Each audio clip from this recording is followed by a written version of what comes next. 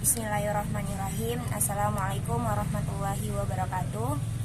Oke, di sini saya bertiga akan mempresentasikan mengenai jarima takzir. Pertama, saya akan membacakan definisi jarima takzir. Nah, menurut bahasa, lafaz takzir berasal dari kata azara yang berarti menolak dan mencegah, dan juga bisa berarti mendidik, mengagungkan dan menghormati, membantu, menguatkan dan menolong. Dari pengertian tersebut, yang paling relevan adalah pengertian pertama, yaitu mencegah dan menolak, karena ia dapat mencegah pelaku agar tidak mengulangi lagi dan perbuatan jahatnya. Dan pengertian kedua yaitu mendidik. Takzir diartikan mendidik karena takzir ya dimaksudkan untuk mendidik dan memperbaiki perbuatan pelaku agar ia menyadari perbuatannya, kemudian meninggalkan dan menghentikannya. Nah, dari beberapa pengertian ini sesuai dengan apa yang dikemukakan oleh Abdul Qadir Audah dan Wahbah Zuhailai dalam bukunya. Sedangkan secara terminologi, takzir adalah bentuk hukuman yang tidak disebutkan keputusannya, ketentuan kadar hukumnya oleh syarak dan menjadi kekuasaan waliul amri atau hakim. Lalu menurut Al-Mawardi, takzir didefinisikan sebagai hukuman yang bersifat pendidikan atas perbuatan dosa yang hukumannya belum ditetapkan oleh syarak. Sebagian ulama mengartikan takzir sebagai hukuman yang berkaitan dengan pelanggaran terhadap hak Allah dan hak hamba yang tidak ditentukan oleh Al-Quran dan hadis. Takzir ini juga berfungsi sebagai memberikan pengajaran kepada pelaku dan sekaligus mencegah untuk tidak mengulangi perbuatannya lagi. Nah, lalu selanjutnya akan diteruskan oleh rekan saya. Oke, selanjutnya saya akan menjelaskan atau memaparkan mengenai macam-macam jarima takzir. Dilihat dari hak yang dilanggar dalam jarima takzir ada dua bagian, yaitu jarima takzir yang terkait hak Allah dan jarima takzir yang terkait hak individu. Para ulama yang membagi kedua jarima ini menjadi dua bagian lagi, yakni jarima yang berkaitan dengan campur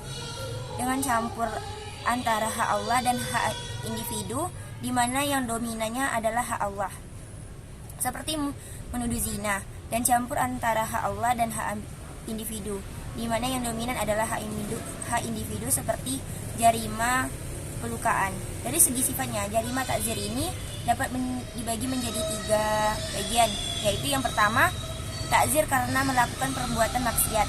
Yang kedua, takzir karena melakukan perbuatan yang membahayakan kepentingan umum. Yang ketiga, takzir karena melakukan pelanggaran. Selanjutnya yaitu bentuk-bentuk sanksi takzir. Dari uraian jenis jarima takzir, maka hukuman takzir dapat dibagi kepada 4 bagian, yaitu yang pertama, hukuman takzir yang berkaitan dengan badan. Kedua, hukum takzir yang berkaitan dengan kemerdekaan. Ketiga, hukum takzir yang berkaitan dengan harta. Dan yang terakhir, hukuman takzir yang lain-lainnya. Oke, selanjutnya akan dilanjutkan oleh rekan saya, saudari Eti. Kepadanya saya persilakan. Kemudian, perkenalkan, nama saya Eti Utari. Saya akan melanjutkan presentasi dari Nelly Agustin, yaitu penerapan sanksi takzir. Tindakan pidana takzir dalam hukuman pidana Islam diterapkan dalam berbagai perbuatan. Nah, itu tuh yang tidak dijelaskan secara tegas. Berikut pula bentuk hukuman yang dijatuhkan. Semua itu ditentukan dan ditetapkan oleh penguasa atau ulil amri dengan berbagai kebijakan yang dibuat dengan menyesuaikan pada kemaslahatan umat. Berikut ini beberapa contoh penerapan sanksi takzir. Yang pertama, hukuman mati. Yang kedua, hukuman pengasingan. Yang ketiga, pengukucilan. Yang keempat, hukuman dera. Kemudian yang hapusnya hukuman takzir. Pada dasarnya, yang dimaksud dengan hapusnya hukuman di sini adalah tidak dapat dilaksanakannya hukuman-hukuman yang telah ditetapkan atau diputuskan hakim. Berhubung tempat badan atau bagiannya untuk melaksanakan hukuman yang sudah tidak ada lagi atau waktu untuk melaksanakannya telah lewat. Adapun sebab-sebab hapusnya Hukuman takzir ialah yang pertama, meninggalnya pelaku, yang kedua, hilangnya anggota badan yang akan dikisos, yang ketiga, tobatnya pelaku, yang keempat, perdamaian, yang kelima, pengampunan. Lalu kesimpulannya ialah jarima takzir adalah perbuatan pidana yang bentuk dan ancaman hukumannya ditentukan oleh penguasa atau hakim sebagai pelajaran kepada pelakunya dalam pengertian istilah hukum Islam merupakan hukuman yang bersifat mendidik yang tidak mengharuskan pelakunya dikenakan had. Hukumannya berupa hukuman penjara, skorsing atau pemecatan, ganti rugi, pukulan, teguran, dan kata-kata. Dan jenis hukuman lain yang dipandang sesuai dengan pelanggaran yang dilakukan.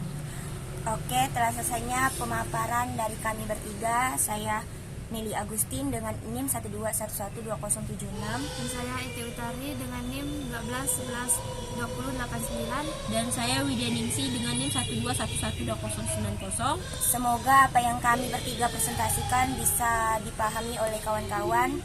Mohon maaf jika ada kesalahan. Sekian, terima kasih. Wassalamualaikum warahmatullahi wabarakatuh.